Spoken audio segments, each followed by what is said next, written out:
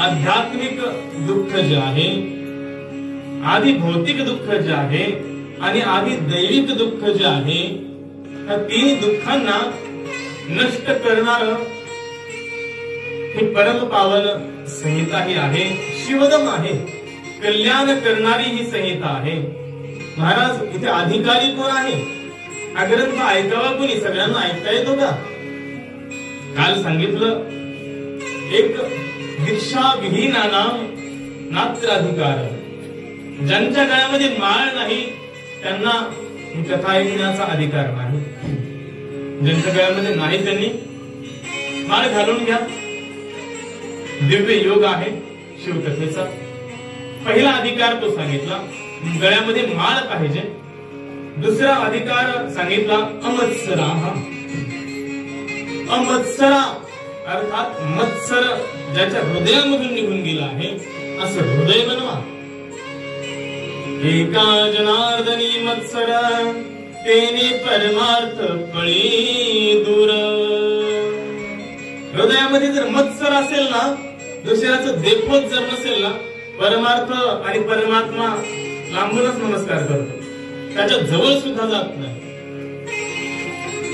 म्हणून हृदयामध्ये मत्सर ठेवू नका. आपल्याला महाराज गावातली लाईट गेली आणि शेजाऱ्याच्या घरात जर लाईट दिसली तरी सुद्धा दुःख होत. आपल्या घरात अंधकार आहे, अंधार आहे म्हणून दुःख नाही. शेजाऱ्याच्या घरामध्ये प्रकाश आहे, उजेड आहे म्हणून दुःख आहे. निर्मत्सर बनवा हृदयाला, अनसूया बना. शब्द आहे म्हणून अनसूया. अनुसूया आपण अपभ्रंश केला त्याचा. अनसूया अर्थात निर्गत असूया. जिची असूया अर्थात जिच्या हृदयात मत्सर निघून गेला आहे ती अनसूया. कशी अनसूया बना. अरे अत्री आणि अनसूया स्वतःच हृदयाला बनवा.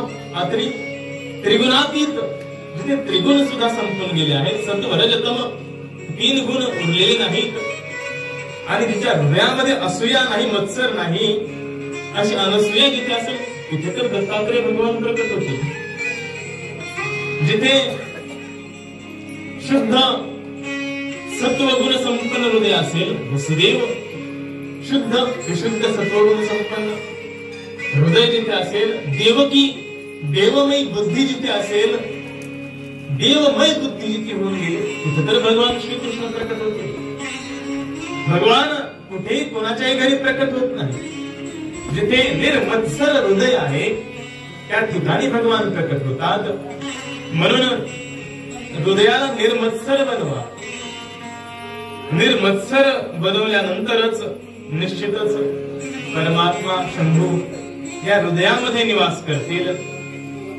पुढे काही काळानंतर सांगितलं की प्रसंग झाला, सुतजी सांगू लागले. फार प्राचीन काळामधला हा प्रसंग आहे. 6 मुनी एकत्र आले आणि 6 मुनी एकत्र आल्यानंतर त्यांचे भांडण व्हायला लागले. मारामारीपर्यंत भांडण आले. एक म्हणत होता भगवान भोलेनाथ सगळ्यात श्रेष्ठ आहे, दुसरा म्हणत होता भगवान विष्णू सगळ्यात श्रेष्ठ, तिसरा म्हणत होता गणपती सगळ्यात श्रेष्ठ, चौथा म्हणत होता अंबिका सगळ्यात श्रेष्ठ आहे, 5वा म्हणत होता भगवान सूर्यदेव भुवन भास्कर आहे, ते सगळ्यात श्रेष्ठ आहे, आणि 6वा जो होता तो म्हणत होता ब्रह्मदेव या सृष्टीला उत्पन्न करतो, ब्रह्मदेवच श्रेष्ठ आहे. त्यांचे भांडण लागायची वेळ आली, मारामाऱ्या करायची वेळ आली. काय करावं काय समजा, कोण श्रेष्ठ आहे आणि कोण कनिष्ठ आहे हे समजेना. शेवटी ब्रह्मदेवांकडे सगळे ते 6च्या 6 ऋषी गेले आणि ब्रह्मदेवांना विचारू लागले, कः पुमान सर्व तत्वेभ्य पुराणः परतः परः. हे भगवान ब्रह्माजी, आता तुम्हीच निर्णय करा आणि तुम्हीच सांगा की सर्वात श्रेष्ठ असं तत्व काय आहे.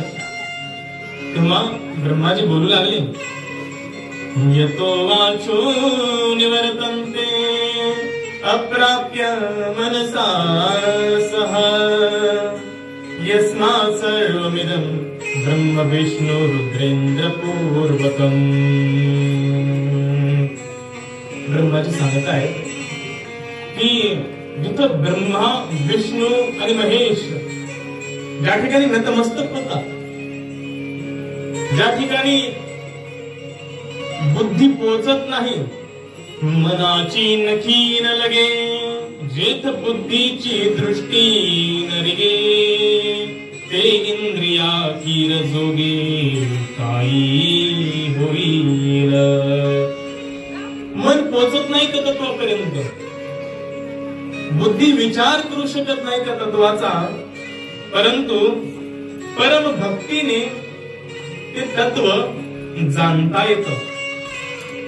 रुद्र, हरी, हर, ब्रह्मा सर्व देवताही ज्या तत्वाच्या ठिकाणी नतमस्तक होतात, असं ते परब्रह्म तत्व आहे, असं ते शिव तत्व आहे. ते तुम्हाला जाणायचंय ना. जाणायचं असेल तर तुम्ही 1000 वर्षाचं यज्ञ सत्र प्रारंभ करा आणि जेव्हा भगवंतांची कृपा होईल तेव्हा ते शिवतत्व तुम्हाला निश्चितच प्राप्त होईल सांगितलं. आणि त्या ऋषींनी ठरवलं की आपल्याला देखील 1000 वर्षांचे यज्ञ सत्र सुरू करायचं आहे. 6 ऋषी उठले, निघाले, परंतु आणखी एक प्रश्न तिथे विचारला. अथ किं परमं साध्यं किं वा तत्साधनं परं साधक कीदृशस्तत्र तदिदं ब्रूहित त्वतः. जन्माला आल्यानंतर परम साध्य काय आहे, जे मिळवल्याशिवाय, जे प्राप्त केल्याशिवाय मरू नये माणसाने. साध्य काय आहे, ध्येय काय आहे जीवनाचं, परम साध्य काय आहे ते आम्हाला सांगा. बरं, ते साध्य सांगितल्यानंतर ते मिळवण्यासाठी साधन काय आहे, साधने सांगा. आणि कोण साधक आहे, तो मिळवू कोण शकतो, कोण त्याच्यापर्यंत पोहोचू शकतो हे आम्हाला सांगा. ब्रह्माची गोडी लागली. साध्यं शिवपद प्राप्तिः साधनं तस्य सेवनं साधकस्तत्र साधाद्यो नित्यादी फलनिस्पृहः. जीवनाचं साध्य, जीवनाचं ध्येय शिवपद प्राप्ती आहे. परब्रह्म पदाची प्राप्ती करणं हेच जीवनाचं साध्य असलं पाहिजे. त्याच्यासाठीच जगलं पाहिजे माणसं. महाराज, त्याच्यासाठी साधन काय आहे, त्या शिवतत्वाचंच सेवन करणं, शिवतत्वाचीच सेवा, शिवतत्वाचंच भजन करणं हे साधन आहे. आणि साधक कोण आहे, जो नित्य नैमित्तिक जेवढे काही कर्म आहेत तो शिवार्पणमस्तु, तो श्रीकृष्णार्पणमस्तु. कुठलंही कर्म करा तुम्ही, कुठलंही कर्म करा, वेदविहित कर्म, नित्य कर्म, पूजा करा, जप करा, ध्यान करा, समाधी लावा, कुठलंही सत्कर्म करा, कुठलंही दान करा. ते करत असताना भगवंताला अर्पण करा त्याचं फळ, त्याची इच्छा धरू नका फळाची. मग तुम्ही त्या ठिकाणी साधक आहात. सांगतात की 3 साधनं आहेत महत्वाची. श्रोत्रेण श्रवणं तस्य वचसां कीर्तनं तथा मनसा मननं तस्य महासाधनमुच्यते. आपण खीर खायची, कढी प्यायची कशात घेतो, द्रोणामध्ये, बरोबर, द्रोणामध्ये घेतो. तसे आपल्याला सुद्धा 2 द्रोण दिले तणाचे. भगवान शिवांची कथा श्रवण करायची, या द्रोणाने प्यायची, पिण्यासारखीच कथा, याच्यामध्ये टाकून देण्यासारखा कुठलाच भाग नाही. म्हणून पेय आहे ही कथा कानांनी, हा मधुर रस कानांनी प्यायचा आहे, श्रवण करायचं आहे. आणि जे श्रवण केलेलं आहे त्याचं मनन करायचं आहे, विचार करायचा आहे त्याच्यावर. आणि ज्याच्यावर विचार केलेला आहे त्याच्यावर निश्चय करायचा आहे, निश्चय करायचा त्या गोष्टींचा. सांगतात प्रत्यक्षं चक्षुषा दृष्ट्वा अत्र लोक प्रवर्तते अप्रत्यक्षं हि सर्वत्र ज्ञात्वा श्रोत्रेण चेष्टते. प्रत्यक्ष वस्तू आहे त्याचा प्रत्यक्ष डोळ्यांनी होतो. ही चिपडी आहे ही डोळ्यांनी दिसते, परंतु जो अप्रत्यक्ष आहे जो डोळ्यांच्या समोर नाही त्याला कसं काय समजून घ्यायचं? जो अप्रत्यक्ष आहे जो दिसणारा नाही जो ऐकू येणारा नाही त्याचा अनुभव कसा करायचा? श्रोत्रेण श्रुत्वा कानांनी ऐका तो कसा आहे, त्याचं रूप कसं आहे, त्याचा स्वभाव कसा आहे, त्याचा प्रभाव कसा आहे. जोपर्यंत तुम्ही एखाद्याचं महत्व ऐकत नाहीत, महात्म्य ऐकत नाहीत, तोपर्यंत त्याच्याबद्दल प्रीती होत नाही. म्हणून पहिली पायरी आहे ऐका. श्रवणाची वाट चोखाळली शुद्ध गेले भेदाभेद निवारुनी. श्रवण करा, भगवंतांच्या कथा ऐका, भगवंतांच्या लीला ऐका. कशा ऐकायच्या महाराज? तस्मा श्रवणमेवादो श्रुत्वा गुरुमुखात् बुधः. गुरूंच्या मुखामधून त्यांचा पवित्र उपदेश ऐका, भगवान भोलेनाथांचं चरित्र ऐका, भगवान शिवांच्या मधुर मधुर लीला ऐका. जोपर्यंत गुरूंजवळ जात नाहीत, एखाद्याचा गुरु म्हणून स्वीकार करत नाहीत, नतमस्तक तुम्ही होत नाहीत, तोपर्यंत ज्ञान हृदयामध्ये आविर्भूत होत नाही, परमात्मा प्रकट होत नाही. महाराज नामदेव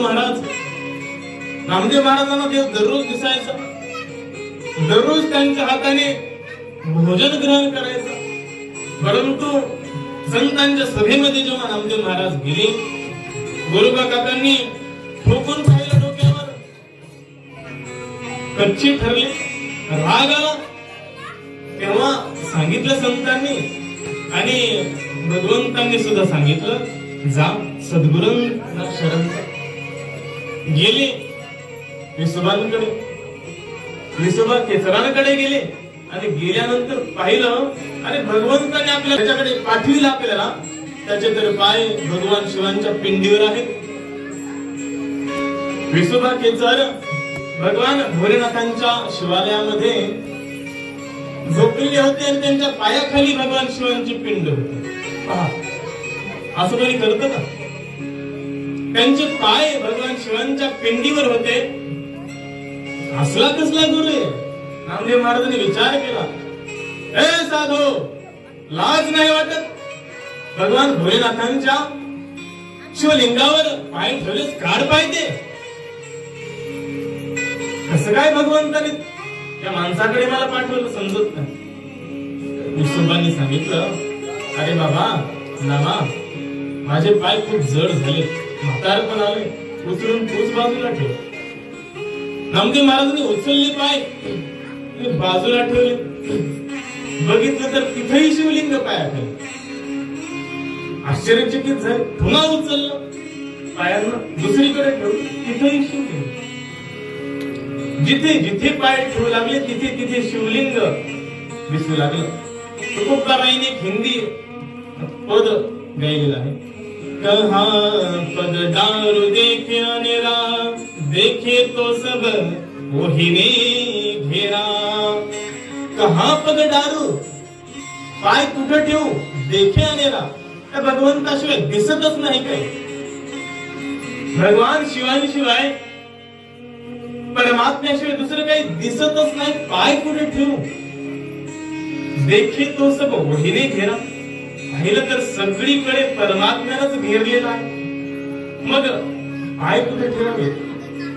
नामदेव महाराजांना समजलं यांची परमात्ममय बुद्धी झालेली आहे, शिवमय बुद्धी झालेली आहे, आणि खरं ज्ञान काय आहे ते त्यावेळी त्यांना समजलं. सर्वत्र सच्चिदानंद घन परमात्म्यालाच पाहणं. सर्वत्र परमात्म्याला आपण जेव्हा पाहूत, वृद्धांमध्ये, लहानांमध्ये, स्त्रियांमध्ये, पुरुषांमध्ये, शूद्रांमध्ये, क्षत्रियांमध्ये, ब्राह्मणांमध्ये, मुंगीमध्ये, हत्तीमध्ये,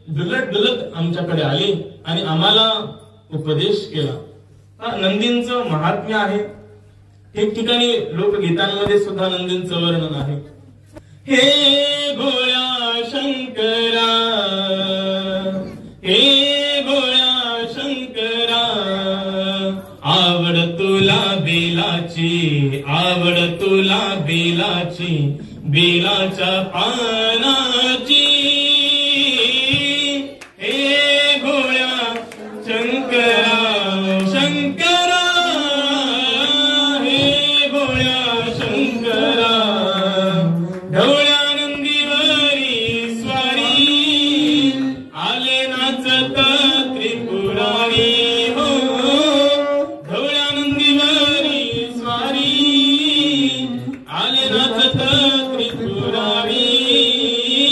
आवड तुला बेलाची, आवड तुला बेलाची, बेलाच्या पानाची।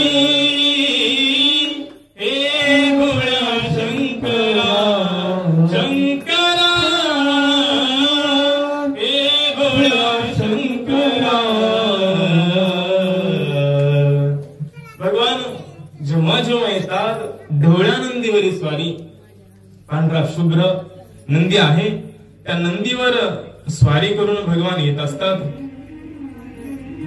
आणि भगवान नंदिकेश्वर त्या ठिकाणी प्रकट झाले। शिवाज्ञा तत प्राप्तो भगवान नंदिकेश्वरः, समे दयालुर भगवान सर्वसाक्षी गणेश्वर। गणेश्वर अर्थात गणांचे अधिपती नंदिकेश्वर त्या ठिकाणी प्रकट झाले आणि नंदिकेश्वरांनी आम्हाला साधन सांगितलं हेच की हे सनकादी कानो ब्रह्मपुत्रांनो, वारंवार श्रवण करत राहा। जे श्रवण केलंय त्याचं वारंवार मनन करत राहा आणि त्याच कीर्तन वारंवार करत राहा। हे साधन मी तुम्हाला आज सांगत आहे।